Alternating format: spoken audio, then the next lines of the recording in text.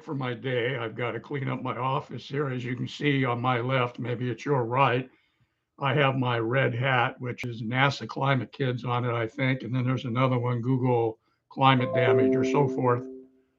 I'm being bombarded by internet stuff as I speak. Today is the 21st of May, 2026.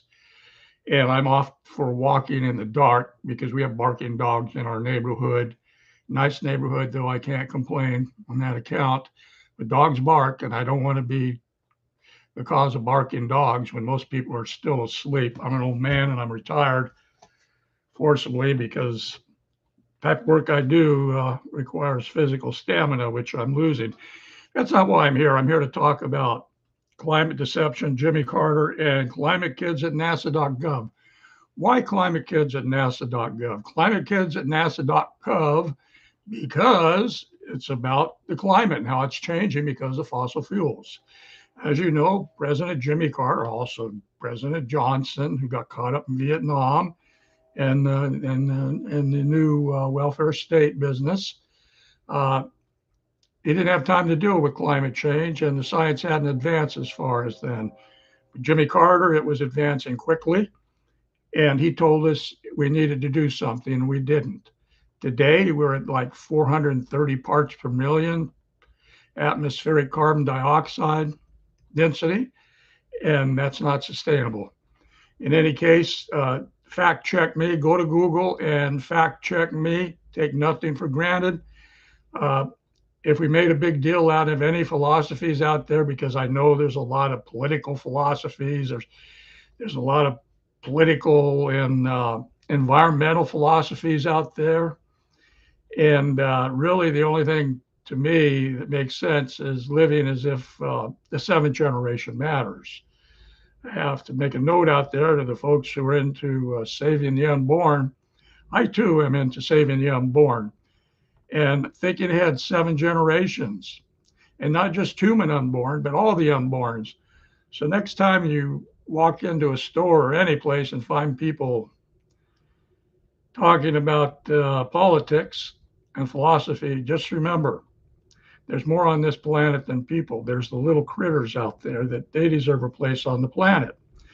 And I know our government now at this time and date doesn't really care for critters. The Trump administration has been really terrible on ecological relationships on this planet, human relationships on this planet, for that matter. In any case, it's about bumper stickers and Jimmy Carter that I want to talk about. Had we listened to Jimmy Carter, today we would not have a war going on in Iran. We would not be killing little girls on school grounds in the name of whatever it is Trump has got in his mind. My explanation for what's going on is Trump is scared shitless of the Epstein files. And I want to be on record for saying that. If anybody anywhere sees my funny face on YouTube, I want to be on record for the guy that said Trump's hiding from the Epstein files. And that's why he's going bonkers all over the planet. Well, I can go on, but this is about bumper stickers. Jimmy Carter, have we listened to him? There would have been no Iran war. There would have been no Iraq war because oil would not have been important by the turn of the century. It would have been on the way out. It takes time to do that. But we could have started a couple of Manhattan projects if we followed Jimmy Carter and not that cement head Ronald Reagan and his neocolonialism. He's a neocon like Margaret Thatcher. In any case, at least Margaret Thatcher knew enough science to understand that climate change is a threat to the human species and all them other friendly critters out there. Jimmy Carter's the guy we should have listened to, is what I'm saying. We'd have the Twin Towers today. I like to remind myself what happened to the Twin Towers. Bin Laden got those. Bin Laden, the Saudi Arabian. Yeah, the Twin Towers came down with Saudi money financing those crazy pilots. We would have the Twin Towers now had we listened to Jimmy Carter, because the U.S. would have had no business in the Middle East We could have remained in the United States, saved a lot of lives, a lot of money, and have real stature on this planet instead of turning into milquetoast politics. You know, milquetoast that comes apart. Well, our politics coming apart. Nobody knows what the hell we're doing. In any case, it's therapeutic for me. You're probably wondering why I'm doing it. Uh, I want to be sure I leave this note for public education. Just remember this. I hope I get it up there. Yeah, I do have these on my car. I used to have a trucks and a van. I had all kinds of information on those. Climate Kids, NASA.gov, Eyes on the Earth, NASA Climate Kids. Now, with that said, I don't know. Trump might have killed NASA Climate Kids because he's already gone after climate.gov. It just, anti science is fascist. I'm sorry, anti science is fascist. Hitler was anti science. He came up with social Darwinism. He's got these theories of race and racism that were based on social Darwinism.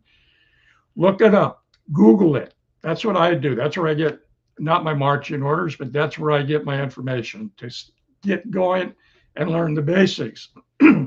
Always look at the bottom of the page for references. Know where your information's coming from. Make sure it's verifiable and not just crap coming out of the theater of the clowns. Okay?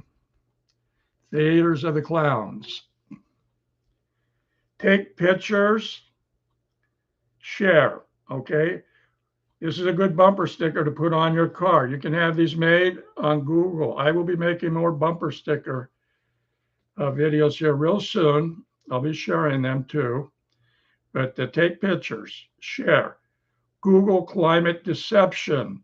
How do we have climate deception in the year 2026? Well, it's easy. If you've got billions of dollars and you can buy TV stations like some people from Australia have done, well, you can screw up the planet real quick with climate deception. And you'll also have the fossil fuel corporations helping you. They know this shit's real. They've known about global warming caused by fossil fuels all along. Jimmy Carter knew what was going on. Okay, there's another bumper sticker I don't have handy. James F. Black, Exxon, Science Advisor, 1978. Google James F. Black, Science Advisor, Exxon, 1978. You will find a PDF or PDFs there and links to other sources of information showing you that Black was a science advisor in the late 70s for Exxon.